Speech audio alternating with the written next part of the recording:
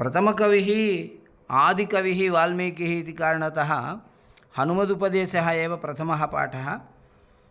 एकवारम् अत्र परिचयः इति अस्ति, परिचयः इति परिच्छेदम् एकः पठतु। यः कोऽपि पुरतः आगत्य पठितुं शक्नोति। आगच्छतु स्वयम्।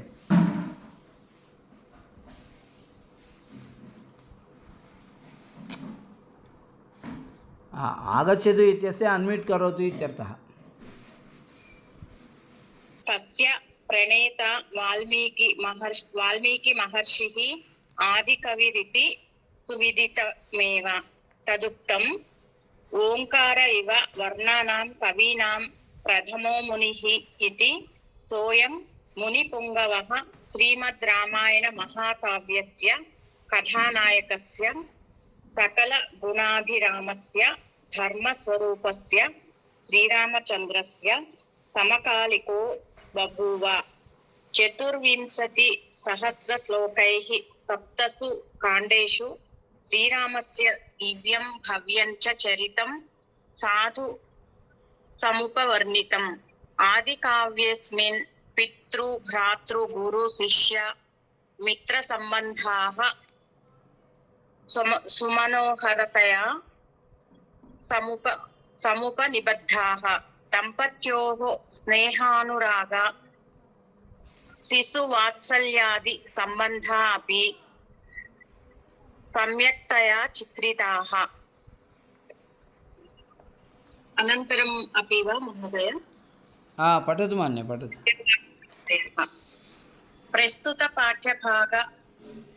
प्रस्तुत पाठ्यभागस्तावत् श्रीमद् रामायणान्तर्गत सुन्दरकाण्डस्य 51 सर्गात् सङ्गृहीतः। अस्मिन् पाठ्यभागे तु 9 व्याकरणकोविदस्य पवनात्मजस्य आञ्जनेयस्य दौत्यकौशलं वाक्चातुर्यं च सम्यक् अभिव्यज्यते। अत्र नरदेवाय जानकी प्रतिदीयताम् इति दशाननं रावणं समुपदिशति वायुनन्दनः।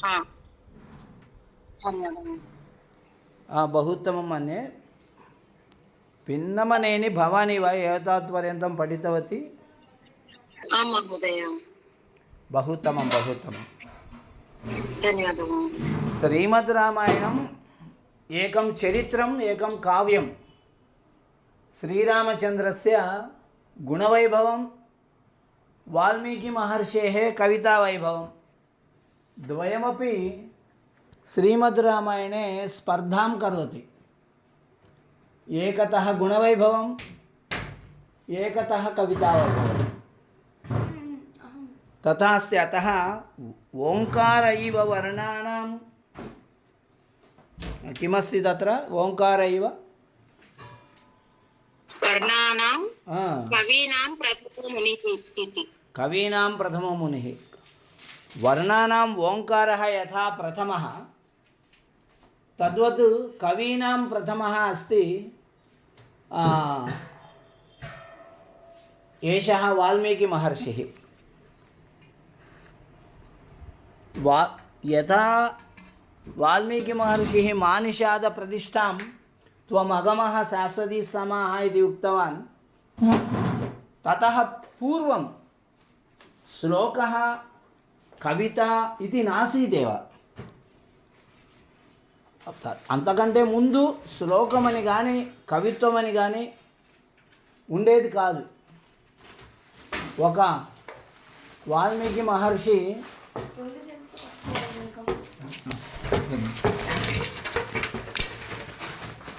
ఈ మానిషాద ప్రతిష్టాం త్వమగమస్య అసది సమాహ అని చెప్పడం ద్వారానే శ్లోకం అనేది మొదలైంది, కవిత్వం అనేది మొదలైంది. అప్పుడు ఆ తర్వాత ఎంతోమంది కవులు వెలిశారు. వాళ్ళు కూడా వాళ్ళ కవితల్ని రాశారు.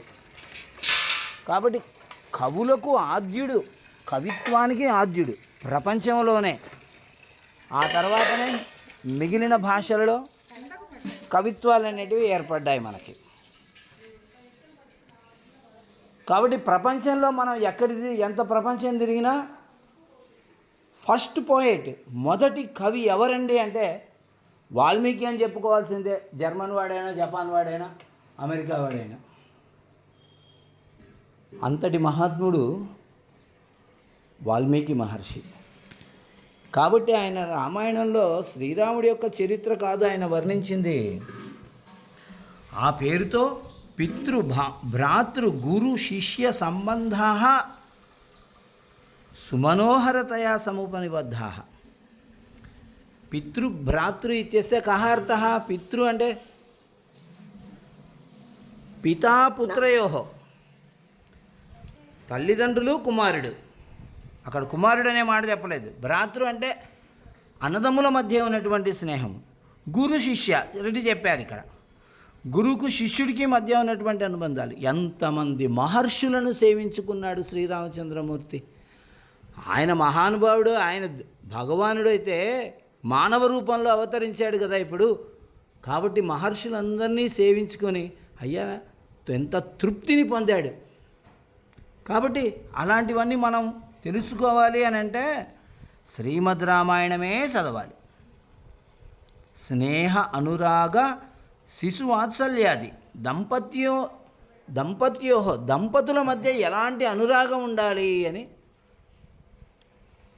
ఆవిడ అత్రి మహర్షి యొక్క భార్య అనసూయాదేవి, అమ్మ సీతాదేవి, శిశుర్వా శిష్యావా యది భవసి భవతుతే భవతుమే, నీవు నాకంటే చిన్నదానివా, నాకు శిష్యురాలివా, ఎవరు అనేది నాకు తెలీదు. ఏమే గుణా పూజాస్థానం గుణిషు నచలింగం నచవయ. ఒక వ్యక్తిలో గుణములు పూజాస్థానములు. ఆ వ్యక్తిలో ఉన్నటువంటి గుణాలను చూసి ఆయన్ని గౌరవించాలి, కానీ వ్యక్తిని చూసి కాదు. ఆయన ఇంతలా ఇంత పొడుగు ఉన్నాడని, ఇంత సంపద గలవాడనో, ఇలాంటి అధికారం గలవాడనో కాదు ఆయన్ని గౌరవించేది. వ్యక్తిలో ఉన్న గౌరవాన్ని చూసమ్మా. కాబట్టి నువ్వు వయస్సులో నాకన్నా చిన్నదానివైనప్పటికీ కూడా నేను నీలో ఉన్నటువంటి పాతివ్రత్య లక్షణాలను చూసి నేను నిన్ను గౌరవిస్తున్నాను అని చెప్పింది. అంతటి శ్రేష్టమైనటువంటి దాంపత్య లక్షణాలు, దంపతుల మధ్య అనుబంధాలు మనకి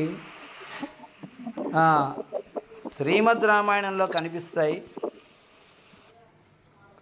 కాబట్టి ఇలాంటి అనేక రకాలైనటువంటి విశేషాంశాలని తెలుసుకోవడం కోసం, లోకానికి తెలియజెప్పడం కోసం శ్రీమద్ రామాయణం చదవాలి. శ్రీమద్ రామాయణం ప్రపంచంలోని అనేక భాషలలో అనువాదం జరిగింది. మన ఆంధ్రప్రదేశ్లో ఎలాగైతే సంపూర్ణ రామాయణం లాంటి చలనచిత్రాలు ఉన్నాయో అలా విదేశాలలో కూడా చలనచిత్రాలు, యానిమేషన్ సినిమాలు అలాంటివన్నీ చాలా ఉన్నాయి. కాబట్టి ఇది ఒక కులమతాలకు సంబంధించినటువంటి వ్యవహారం ఏమాత్రం కాదు, సార్వజనీనమైనటువంటిది, ప్రపంచానికి సంబంధించినటువంటిది. ఏవం సుగ్రీవ సందేశాదిహ ప్రాప్త తవాంతికే. ఇక్కడ ఏమిటండి పాఠం అంటే హనుమంతుడు వాల్మీకి ఉపదేశం చేశాడు. ఏమయ్యా, నరదేవాయ జానకి ప్రతిదీయతాం. ఈ జానకి ఆ నరులకు దేవుడైనటువంటి వాడైనటువంటి నరదేవ నామ నరాణం నాయక ఇత్యర్థ. నరాణం రాజా, నరులకు రాజు అయినటువంటి నరేంద్రుడైనటువంటి ఆ శ్రీరామచంద్రునికి ప్రతిదీయతాం ఇవ్వబడునుగాక, జానకి ఇవ్వబడునుగాక అని ఇతను ఆ రావణాసుడికి బోధన చేశాడు. అహం సుగ్రీవ సందేశాదిహ ప్రాప్త తవాంతికే రాక్షసేశ హరీశస్త్వాం భ్రాతా కృశలమబ్రవీత్. రాక్షసేశ, రాక్షసులకు నాయకుడు అయినటువంటి ఒక ఓ రావణాసురా, అహం నేను సుగ్రీవ సందేశాత్ సుగ్రీవుని యొక్క సందేశం వలన ఇహ ఇక్కడికి తవాంతికే నీ దగ్గరికి ప్రాప్త వచ్చి ఉన్నాను. హరీశ భ్రాత హరీశ సోదరుడైనటువంటి ఆ సుగ్రీవుడు కుశలమబ్రవీత్ నీకు కుశలము అడిగాడు. ఇద్దరు రాజులు కదా, అతడేమో హరీశ, ఇతడేమో రాక్షసేశ, కాబట్టి కుశలం అడిగాడు అని ఇతను ఒక దూతగా వచ్చినటువంటి వ్యక్తి ఒక ప్రసంగాన్ని ఎలా ప్రారంభం చేయాలో అలా ప్రారంభం చేశాడు ఆంజనేయుడు. అయ్యా రావణాసుర, నేను సుగ్రీవుని యొక్క ఆదేశంతో నీ దగ్గరికి సందేశాన్ని తీసుకొచ్చినటువంటి వ్యక్తిని. ఆయన మిమ్మల్ని కుశలం అడిగాడు. భ్రాతుశృణు సమాదేశం సుగ్రీవస్య మహాత్మనః ధర్మార్థసహితం వాక్యం ఇహ చ అముత్ర చ క్షమం. భ్రాతు సందేశం, ఆ సోదరుడైనటువంటి సుగ్రీవుని యొక్క మహాత్ముడైనటువంటి భ్రాతు సోదరుడైనటువంటి సుగ్రీవుని యొక్క సమాదేశం, ఆజ్ఞను, అతడు ఒక ఆజ్ఞ ఇచ్చాడు నీకు. ఆజ్ఞను శృణు, విను. అది ఎలాంటిది అంటే ధర్మార్థ సహితం, చక్కటి ధర్మముతోనూ అర్థముతోనూ కూడుకొని ఉన్నది. ఆ వాక్యము ధర్మార్థముతో సహితం వాక్యం, ధర్మార్థములతో కూడుకున్నటువంటి వాక్యం, అది ఆదేశము. కనుక నీకు ఇహ ఈ లోకంలో, భూలోకంలో, అముత్ర చ మరియు అముత్ర పైలోకంలో, పరలోకంలో కూడా క్షమం హితకరమైనది. నీకు ఈ లోకంలో సౌభాగ్యాన్ని ఇస్తుంది, పరలోకంలో కూడా నిన్ను క్షేమంగా చూసుకుంటుంది. అలాంటి చక్కటి ధర్మార్థములతో కూడినటువంటి వాక్యాన్ని సుగ్రీవుడు నీ కోసం వినిపించాడయా, దాన్ని నేను చెప్తాను, శృణు, విను. రాజా దశరథో నామ రథ కుంజరవాజిమాన్ పితేవ బంధుర్లోకస్య సురేశ్వర సమద్యుతి, మహేంద్రుని లాంటి కాంతి కలిగినటువంటి వాడు, మహేంద్రునితో సమానమైన ప్రకాశం కలిగినటువంటి వాడు. రథ కుంజర వాజిమాన్, రథములు, కుంజర ఏనుగులు, వాజి గుర్రములు కలిగినటువంటి వాడు, అనేకములైనటువంటి రథాలు, ఏనుగులు, గుర్రములు కలిగినటువంటి వాడు. పితా ఇవ బంధులోకస్య, బంధుజనానికి పితా ఇవ తండ్రి వలె ఉండేటువంటి వాడు రాజా దశరథ, మహారాజైనటువంటి దశరథుడు. ఆ దశరథుడు అనేటువంటి వాడు అంతటి మహాత్ముడండి.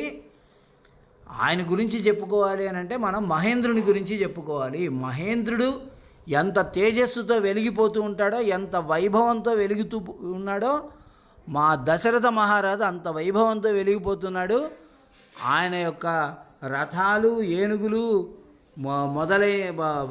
గుర్రాలు మొదలైన అనేక సంపద, అనంతమైనటువంటి సంపద కలిగినటువంటి వాడు, మహారాజుగా వైభవం కలిగినటువంటి వాడు, బంధులోకానికి తండ్రి లాంటివాడు. అటువంటి మహారాజు దశరథుడు ఉన్నాడు. జ్యేష్ఠస్తస్య మహాబాహు పుత్రః ప్రియతరః ప్రభుః పితుర్నిదేశాన్ నిష్క్రాంతః ప్రవిష్టో దండకాననం తస్య జ్యేష్ఠః పుత్రః, అతని యొక్క జ్యేష్ఠుడైనటువంటి పుత్రుడు.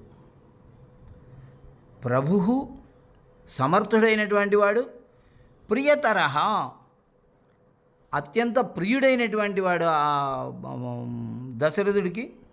మహాబాహు గొప్ప బాహువులు కలవాడు, అంటే బలమైనటువంటి బాహువులు కలవాడు అని అర్థం. అలాంటి అతని పెద్ద కుమారుడైన శ్రీరామచంద్రుడు పితుర్నిదేశాత్ తండ్రి యొక్క ఆదేశము వలన నిష్క్రాంత ఆ అయోధ్య నుంచి బయలువెడలి దండకారణ్యం అనేటువంటి అడవిలోనికి ప్రవేశించాడు. లక్ష్మణేన సహ భ్రాత్ర సీతయా సహ భార్యయా రామో నామ మహాతేజా ధర్మ్యం పంథానమాశ్రితః. లక్ష్మణేన భ్రాత్రా సహ, భ్రాత్రా సహోదరుడైన లక్ష్మణేన సహా లక్ష్మణునితో కూడి ఉన్నవాడు. భార్యయా సీతయా సహా భార్య అయినటువంటి సీతతో కలిసి ఉన్నటువంటి వాడు. మహాతేజా గొప్ప తేజస్సు కలిగినటువంటి వాడు. అంటే శరీరంలో నుంచి గొప్ప తేజస్సు, శరీరంలోనే గొప్ప తేజస్సు ఉండడం. గొప్ప తేజస్సు అంటే బాగా 10 లైట్లు ఉన్న చోట కూర్చోవడం అని అర్థం కాదు, సూర్యుడికి ఎదురుగా కూర్చొని ఉండడం అని అర్థం కాదు. గొప్ప తేజస్సు అంటే తన శరీరంలో నుంచి బయటకు వస్తుండాలి. ముఖంలో నుంచి తేజస్సు బయటకు వస్తూ ఉందా అన్నట్లుగా ఉంటుంది. అందుకని మహాతేజాహ గొప్ప తేజస్సు గలవాడు. గొప్ప తేజస్సు ఎవరికి ఉంటుంది అంటే గొప్ప సాధన చేసినటువంటి వాడికి ఉంటుంది. ధర్మ్యం ధర్మబద్ధమైన పంథానం మార్గమును ఆశ్రయించినటువంటి వాడు, ధర్మ మార్గాన్ని మాత్రమే ఆశ్రయించినటువంటి వాడు. అటువంటి శ్రీరామచంద్రుడు అరణ్యవాసంలోకి ప్రవేశించాడు, అరణ్యంలో ప్రవేశించాడు. 10వ శ్లోకం వరకు చెప్పుకుందామండి. మార్గమానస్తు తాం దేవీం రాజపుత్ర సహానుజ ఋష్యమూకమను తస్య భార్యా జనస్థానే భ్రష్టా సీతేతి విసృత వైదేహస్య సుతా రాజ్ఞః జనకస్య మహాత్మనః. తస్య భార్య అలాంటి ధర్మాత్ముని భార్య.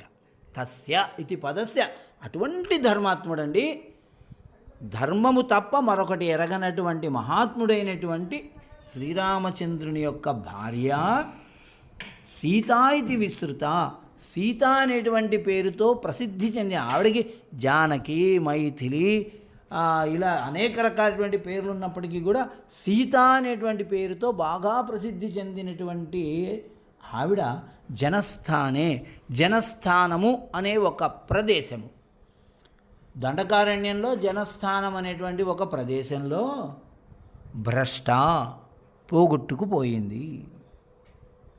ఆవిడెవరండి? మహాత్మనః జనకస్య మహాత్ముడైనటువంటి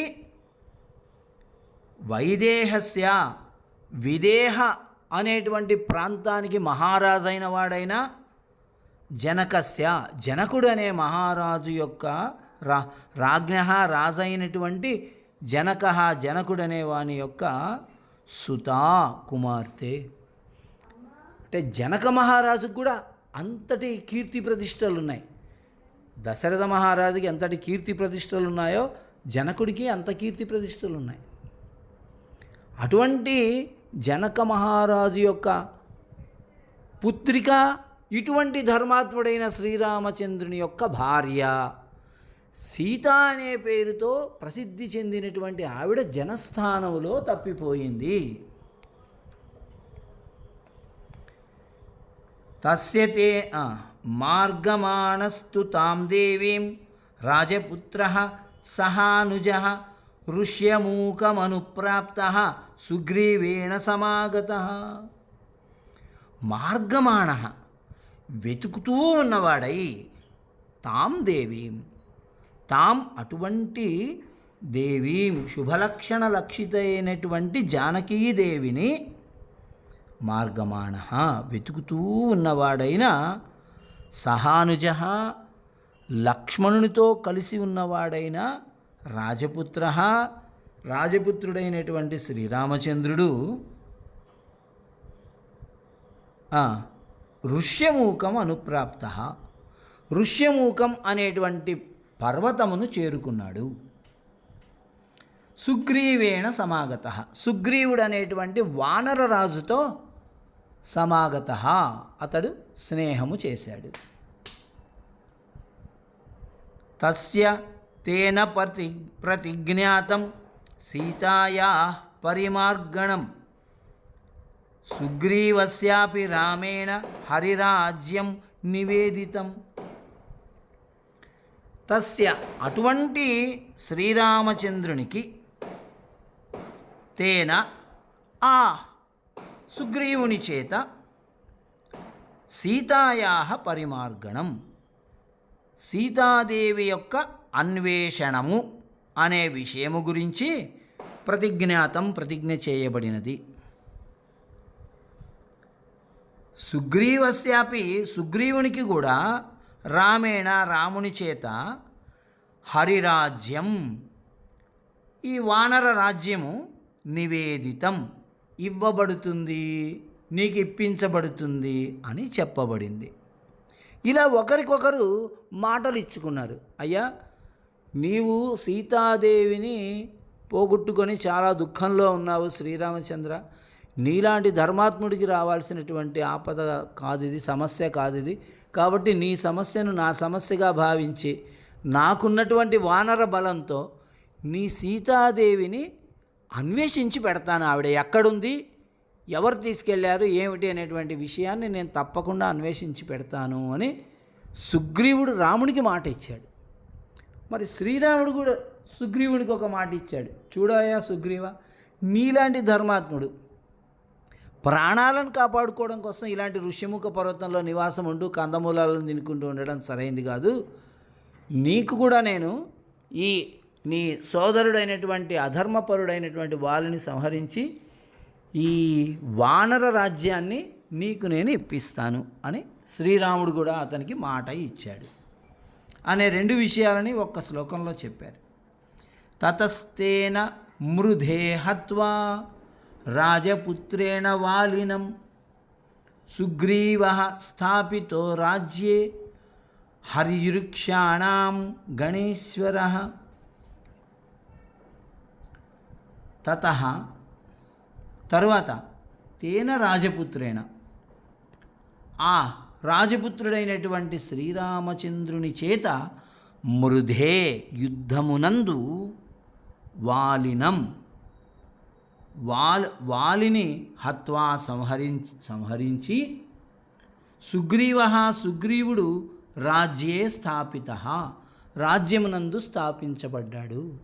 వాలినం హత్వా, వాలిని సంహరించి తేన రాజపుత్రేణ, ఆ రాజపుత్రుడైన శ్రీరామచంద్రుని చేత సుగ్రీవ రాజ్యే స్థాపిత, హరివృక్షాణం రాజ్యే స్థాపిత. సుగ్రీవుడు హరి వృక్షాణం, హరి ప్లస్ వృక్ష, హరి వానరాः, హరయः వానరాः, వృక్షాः భల్లూకాः, వానరులు భల్లూకములు కలిగి ఉన్నటువంటి రాజ్యే, ఆ రాజ్యమునందు గణేశ్వర, ఆ సమూహానికి నాయకునిగా ఈ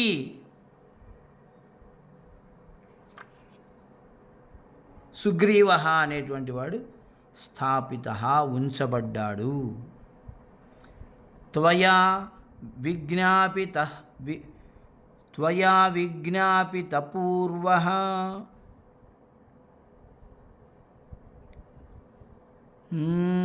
త్వయా విజ్ఞాత పూర్వశ్చ వాలీవానరపుంగవః సతేన నిహతః సంఖ్యే శరేణైకేన వానరః. శరేణైకేన వానరః. రావణ, త్వయా విజ్ఞాతపూర్వః, నీకు ముందే తెలిసినటువంటి వాడు ఎవరు? వానర పుంగవః వాలి. వానరోత్తముడైనటువంటి వాలి త్వయా నీ చేత విజ్ఞాతపూర్వ, ముందే తెలిసినటువంటి వాడు, నీకు ముందే తెలుసు వాలి గురించి.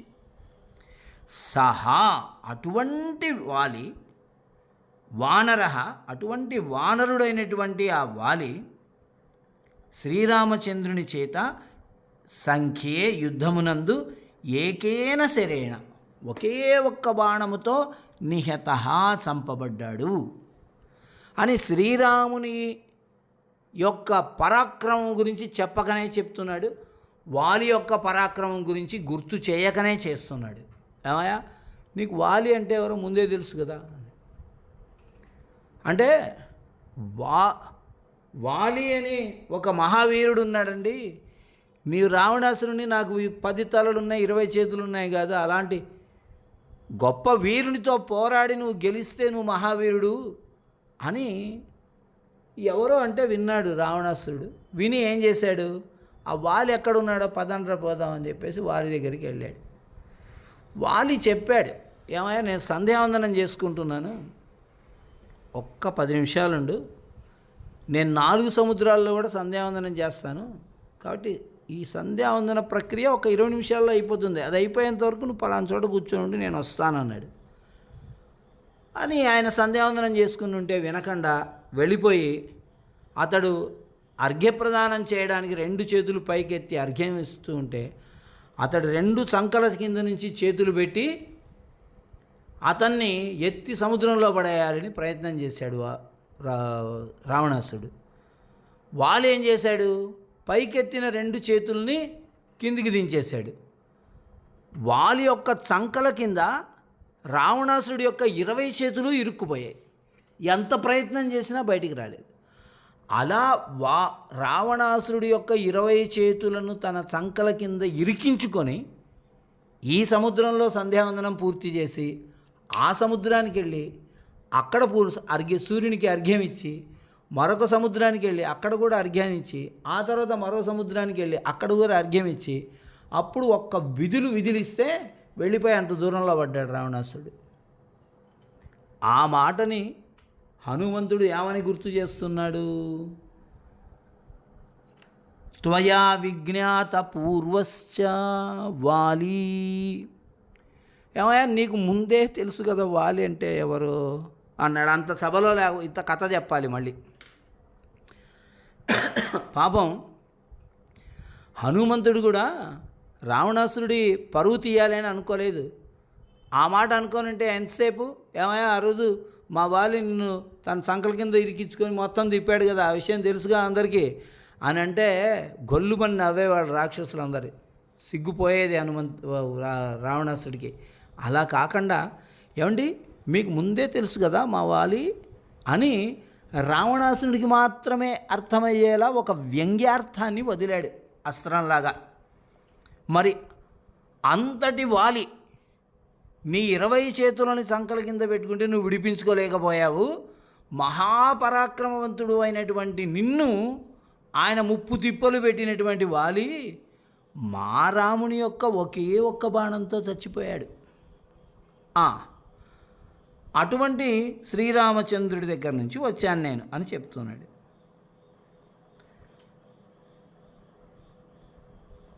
అని ఇక్కడి నుంచి శ్రీరామచంద్రుడి గురించి చెప్పడం మొదలుపెట్టాడు. అటువంటి ఈ హనుమోపదేశంలో మరి తర్వాత హనుమంతుడు రావణాసుడికి ఏమి చెప్పాడు, ఎలా చెప్పాడు అనే విశేషాంశాలని రేపటి పాఠంలో చెప్పుకుందాం. రేపు ఈ పాఠాన్ని మనం పూర్తి చేసుకొని ప్రశ్నల సమాధానాలు చదువుకుందాం. అస్తువా మిత్రాన్ని.